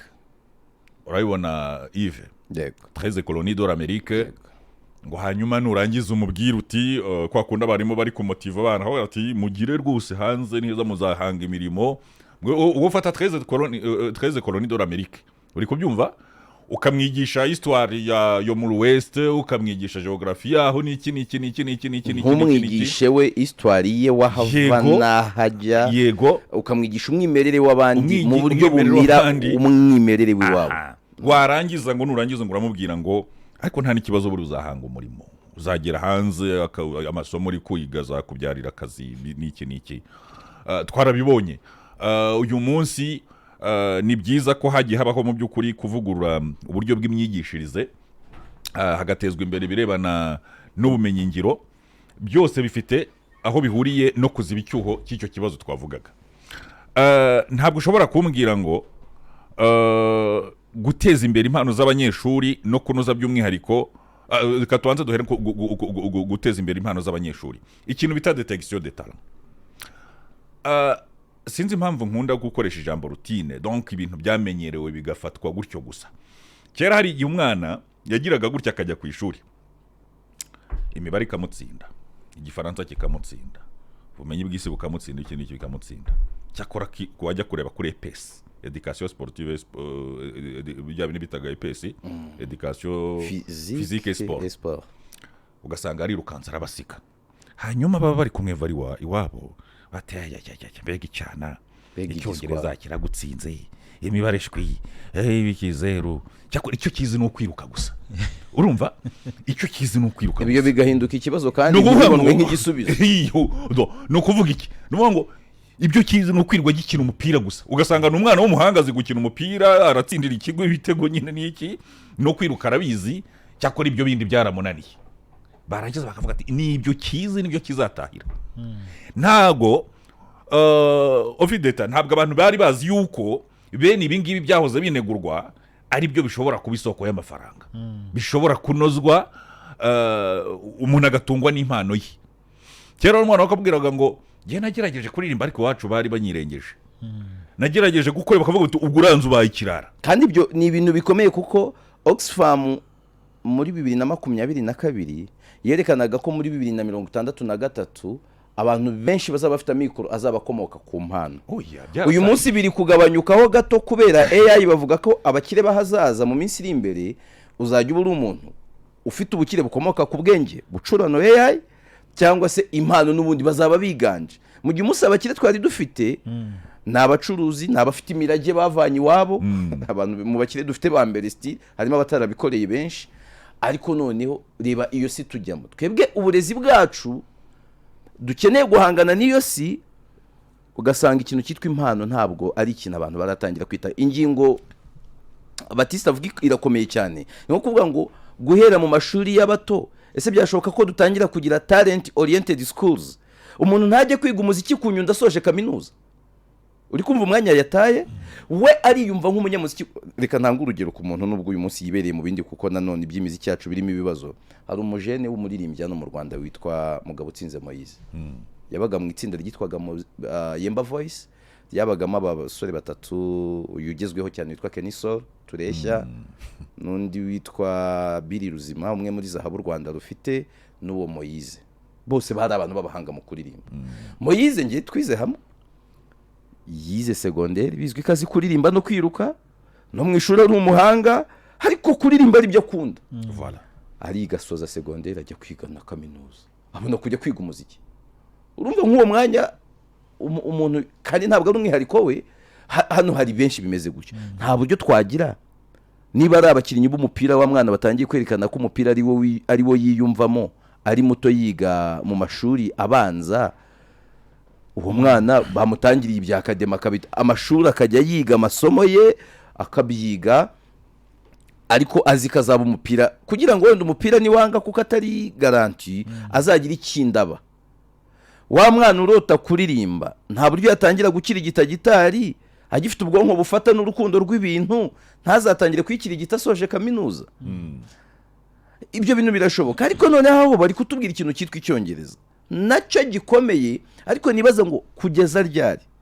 Uyu munsi Abashinwa barakaze, Amerika iri kubatinya mu bijyanye n'ibintu byose, bibe mu isanzure ibafitiye ubwoba, bibe muri production ibafitiye ubwoba, bari kwisiga.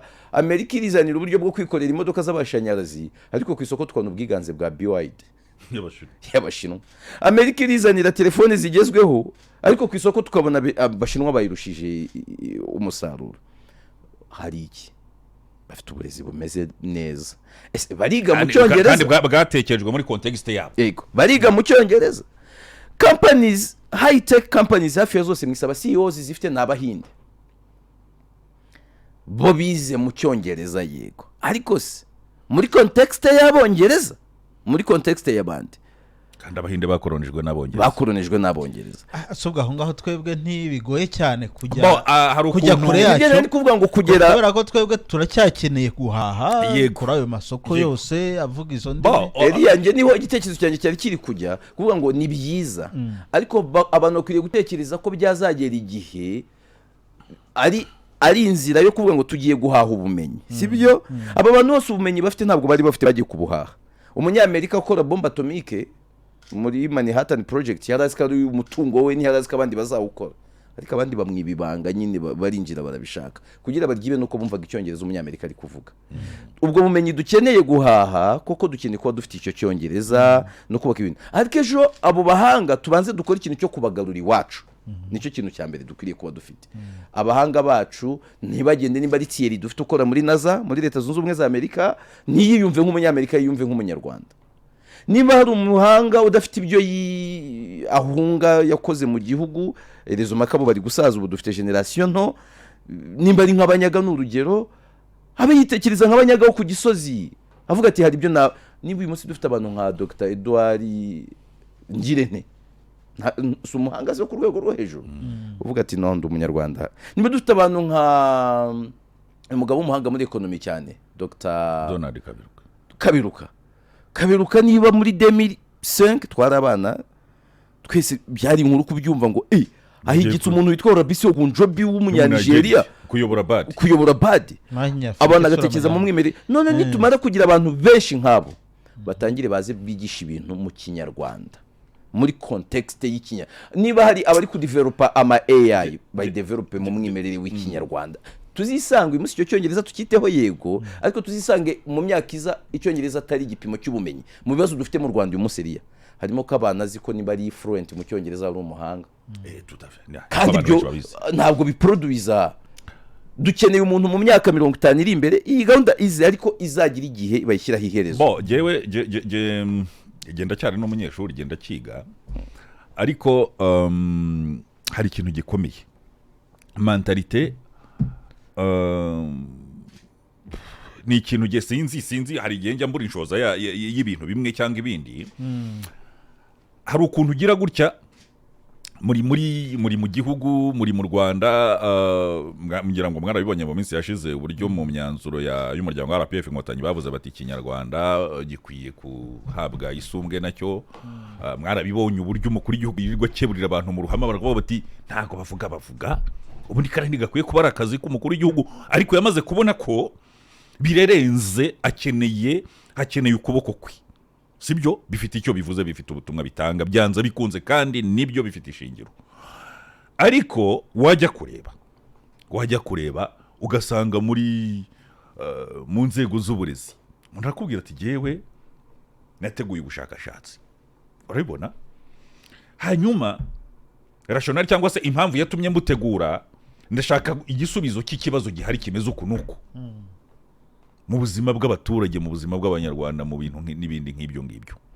Ahubwo ati jewe ubushakashatsi narabuteguye, ndashaka kubusobanura, ariko numvaga uburyo nkwiye kubusobanuramo mu buryo buri bube product, mu buryo buri butanga umusaruro bukagera ko bugenewe, nkanabusobanura nkanjye ubwanjye je wabukoze, munyemerere mbusobanurire mu Kinyarwanda.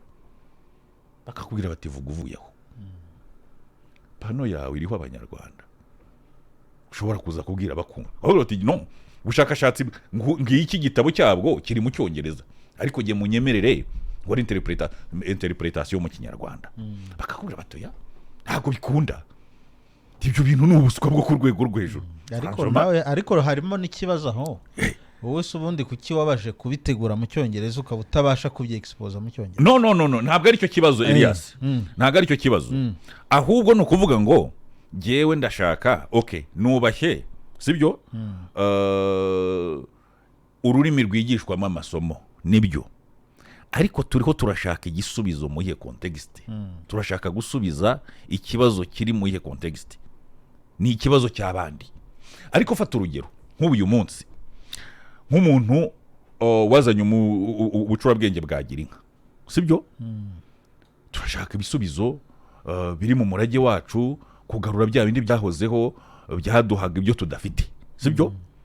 Ubundi mu by'ukuri mbere na mbere ukwiye kumetiriza iyo filozofiya nindi, ni umunyarwanda cyangwa ni umuntu utuye Lagos cyangwa utuye Manhattan, sibyo. Ibyo bibagombe banze byumvikane gutyo, kuko je nshobora uko ndibuze gusobanura ibintu mu Kinyarwanda mu rurimi rwanjye gakondo, biraza no gutuma nuza wumva bwa bushakashatsi akanabira akavuga ati nkurikije ibyo yavugaga, ahubwo twanabinoza uko nguko, sibyo. Ni ukuvuga ngo turacyafite ikibazo cyo kuba abacakara b'ibintu sibyo bitari donc by'ahandi mu yandi magambo. Erega ntabwo umukuru w'igihugu buriya bakora ubusa, arabizi neza ko kuvuga ikinyarwanda, arabizi neza ishingiro bifite, azi impamvu yabyo, azi agaciro kabirimo sibyo.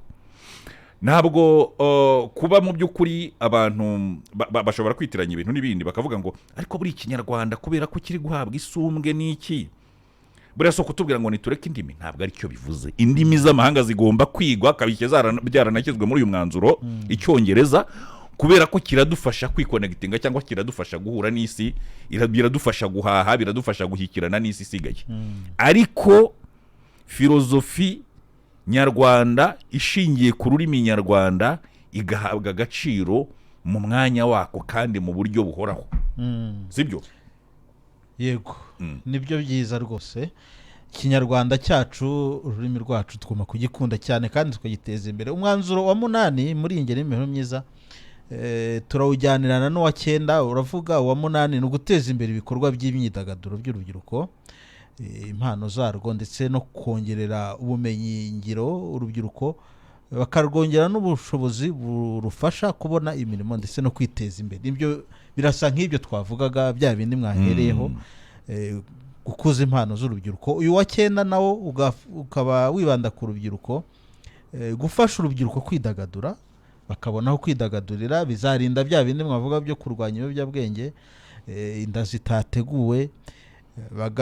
Umwanzuro ukanasaba ko hahugurwa urubyiruko rukigishwa imyuga itandukanye, rukanahugurwa ku bijyanye no guhanga ndetse no kuzamura impano zarwo. Muri uyu mwanzuro ni naho havugwamo kiriya kintu cya monetization cyari cyasabwe Yves. Kiriya kintu cya monetization rero nge cyane uburyo kuba ari ikibazo, ko Bruce abyerekana ko ari ikibazo, ni ikibazo, ariko uburyo cyumviswe ngewe byanteye ikibazo, binantera impungenge ku buryo kizakemurwa. Harimo ibintu bibiri, ntabwo ndi inzobere muri byo, nubwo ibintu by'imbuga nkoranyambaga mbibamo, ariko ntabwo ndi inzobere muri byo, ariko hari ibintu bibiri nibwira ko abantu bakwiriye kubanza gutandukanya. Hari ukwandikisha YouTube channel y'umuntu, kuvuga ngo kwitwa umunyarwanda. Birashoboka ko nababwira nti YouTube channel yanjye ndi umunyarwanda, iri no mu Rwanda, ubundi nkajya mu byitwa YouTube Partner Program. Ibyo biragoye, ntibishoboka, ariko ntabwo bimbuza gukorera amafaranga ya YouTube. Sobanura ngo nta n'ikintu kinini bintwaye. YouTube nshobora kuyigira nkayishyira muri Amerika, mperi yanjye nayikoreye mu Rwanda ibintu byose, bakamaza ati YouTube yawe iri he? Ubwanira muri Amerika yewe. Kandi bajya kumbaza ibyangombwa byerekana ko ntari robo, nkabakubita indangamuntu y'u Rwanda bakayakira bakishima. Mu by'ukuri nubwo binsaba gutira ubwene gihugu, ntabwo bimbuza kubona amafaranga. Icyo gikemuwe nta kibazo gihari.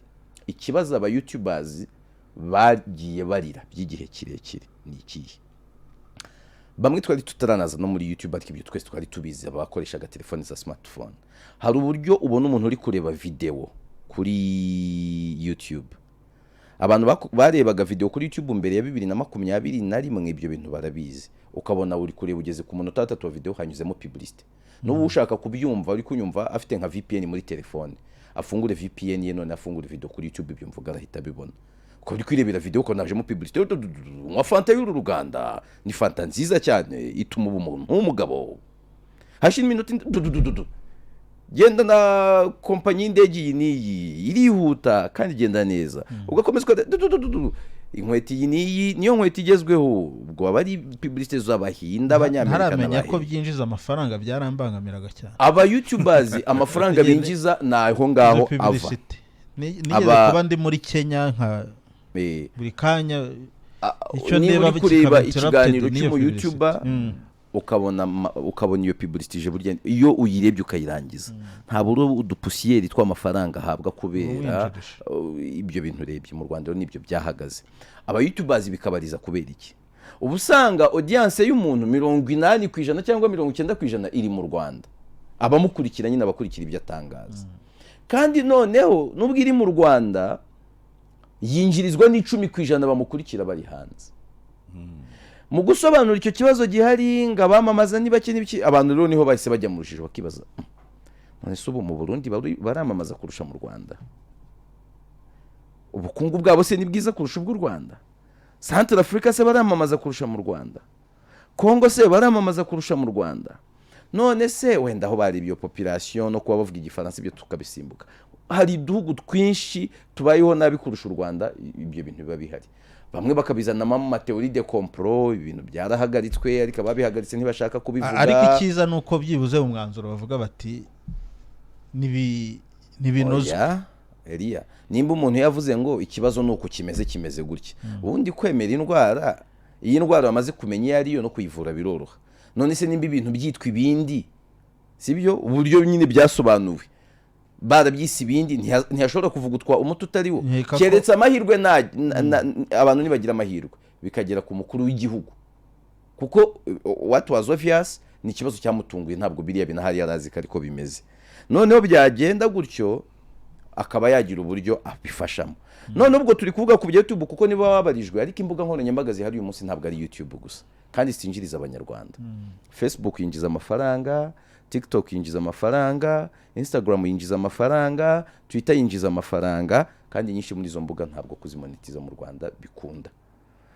Niba bikorera rimwe bizaba ari ikintu kiza, ndababwire aho bizafashiriza igihugu.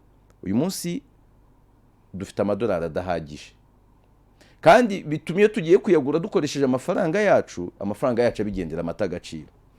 Ariko izi mbuga uburyo kuko zishyura muri aya mafaranga mpuzamahanga, amadolari, amayero, uko tuzagira abantu benshi bahembwa muri ayo mafaranga, biba bizanye amadevize igihugu kitavunitse. Ni nkaho tuba exportinze ibyo abantu bacuruza. Icyo hari uburyo bizafasha mu igihugu mu buryo bw'ubukungu. Kandi abantu fete attention, niba unyumva ufite ubumenyi cyangwa se ufite ibintu waha abantu bakabikunda, urarangaye nimba ibintu by'imbuga nkoranyambaga utabirimo, birimo amafaranga. Kandi n'ahantu amafaranga adepye baguhangana nayo ushaka, baguhangana nayo wakoreye ntabwo bayakopa. Abakora cyane binjiza menshi. Aha mu Rwanda nza abantu hari ibe byagiraga umujene agahembwa ibihumbi 23 by'amadolari by'amayero ku kwezi. Yahembwa abakinnyi ubundi. Yahembwa abakinnyi. Ntabwo yari amafaranga make cyane. Ntabwo ari make. Abandi bari mu ayene ubusanga 1,000, 500, 2,000, kandi ayo ngayo n'abantu bayahembwa ku kwezi no mu busanzwe mu Rwanda ni imbarwa. Ayo rero umuntu bishobora, kandi ntabwo biba ari ibintu bishoboka. Leta rero yabifashe bakabimonetiza, aya zaba yiyongereye. Ariko ntabwo bizaba bigisaba ko umuntu wese aba mu YouTuber kugira ngo yinjize amafaranga. Wa mwana ufite uyu munsi hari abanyarwenya nahoze mbona bitwa Bapatino, Gringo na Kembo baravukana, biganye bya bintu bya iShowSpeed byo gustreaminga, bari gustreaminga urugendo rwabo rwose mu majyepfo. Ntabwo bizaba ari ibyo gusa, ni ibintu byiza bari gukora, nubwo n'abanyarwanda batabyitabiriye cyane, ariko abantu bazatangira bakereye utuntu dushya. Ntitubibonye bwa mbere umuntu aze kuri TikTok video y'imwinjiriza, ari n'impungenge buriya ku rundi ruhande haboneka imirimo, abakameramani babona imirimo. Nahoze mbona bavuga bamwe wihutisha iminota, ndabona bamwe bavuga bati ni byiza ko ibyo bintu bibaho koko kugira ngo imirimo iboneke, amafaranga yinjire, n'ayo madevize wa mugani yinjire bitadusabye kugurisha amanyarwanda, iyo burden iveho. Ariko bakavuga bati ariko se ibi bintu nibikunda ntabwo azazamo ikibazo cya accreditation. No kuvuga ngo ntuzajya kubonuka. Uyu munsi hari ikintu gikomeye cyane, ngira ngo abakurikira imbuga nkoranyambaga bari kubibona, amakonfura ari kuzamuka, ibintu byo gutakaza good morals niki binyuze ku mbuga nkoranyambaga. Ibyo ntabwo bizabura. Ubwo no kuvuga ngo rero ababikemura babijyanane no kuvuga ngo nubwo dushobora kubikemura icyo kibazo kikavaho, abinjiza amafaranga binyuze ku mbuga nkoranyambaga, ariko ikintu cyitwa etike sinzi niba bizaba ngombwa ko bazana police de mœurs nka zimwe ibyo mbona muri Iran. None ibyo ashobora no kuba urugaga rugenzura abakoresha imbuga nkoranyambaga kinyamwuga, kuko uretse ibyo byo kuvuga byo gutakaza etike, nibe nabyo bya accreditation ngo tukazana imico y'ahandi, nibe nabyo uzi intambara ziri ku mbuga nkoranyambaga. Ndavuga imibi nibyo mvuga nyine. Uyu munsi hari ikibazo kiri ku mbuga nkoranyambaga cyabuze kivuguta, cyabuze ukivugutira umuti. Ngewe niba mfite ikibazo na Batista nkavuga no nifitiye channel yanjye kurikirwa n'ibihumbi 110, nkahita mbwira cameraman wanjye nti settinga kamera nkwere nturiya Batista rero nkakumanuka isaha ebyiri nkagutuka nkanabyinjizamo amafaranga. Nyine mbona hakenewe urwego rusa nka RMC cyangwa se nimba nabyo bazabiyiha bakayibyibushya bakavuga ati ariko harimo department ishinzwe imbuga nkoranyambaga rwose ntibazareka ngo bibe ibintu byitwa hanyuma reka izi mbuga nkoranyambaga zizasigara abantu benshi biyahuye, zizasigara abantu benshi bari gukorera abandi urugomo kuko nta butabera abona nta bubariza. Njya mbona mu bihugu nka Iran bagira icyo bita police de mœurs, sinzi niba bizaba ngombwa ko na hano bayizana bazashyiraho uwo mutwe. Mu Bushinwa ho bazanye ko niba ukora ku ngingo ziri sensitive cyangwa se zisaba ubundi bumenyi ugomba kuba werekana ko nibura wize kaminuza. Byaratangiye wabonye ko nabigisha mu matorero babita bavuga butumwa basabwe kujya kwiga hano mu Rwanda, ubwo n'ahandi bizahagere. Dusoreze iminota 2 dufite, dusoreze muri ikiciro cy'imiyoborere myiza.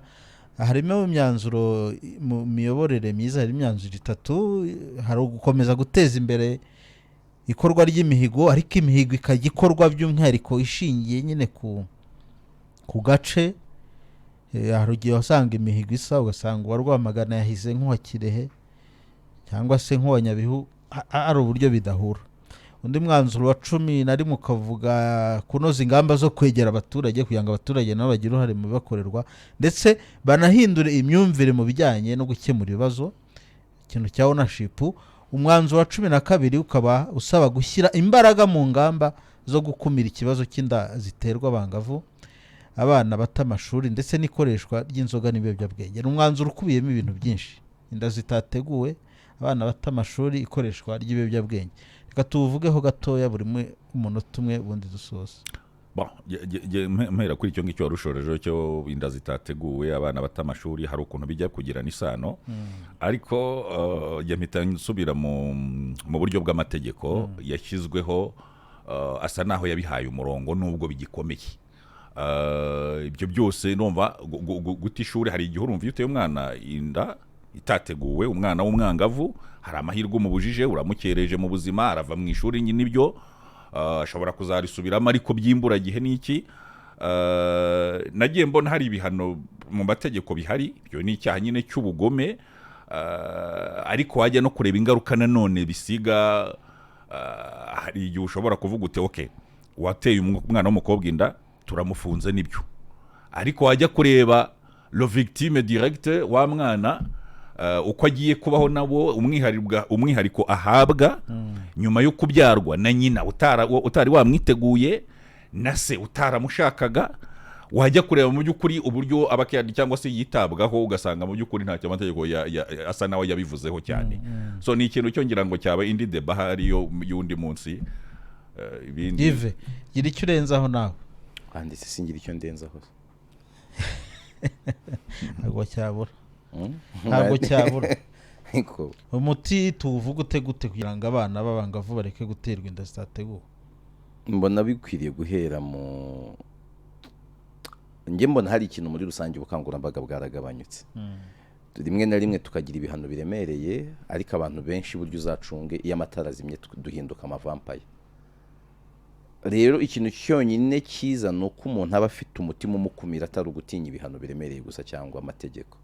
Mbona ubukangurambaga ari buke mu bitangazamakuru, aho mu midugudu hasi cyane nyine abantu bagira iyo ubukangurambaga bwongerwa. Ubukangurambaga ni buke. Urakoze cyane Yves Nkuye mu rugendo, ndagushimiye cyane. Wakoze cyane.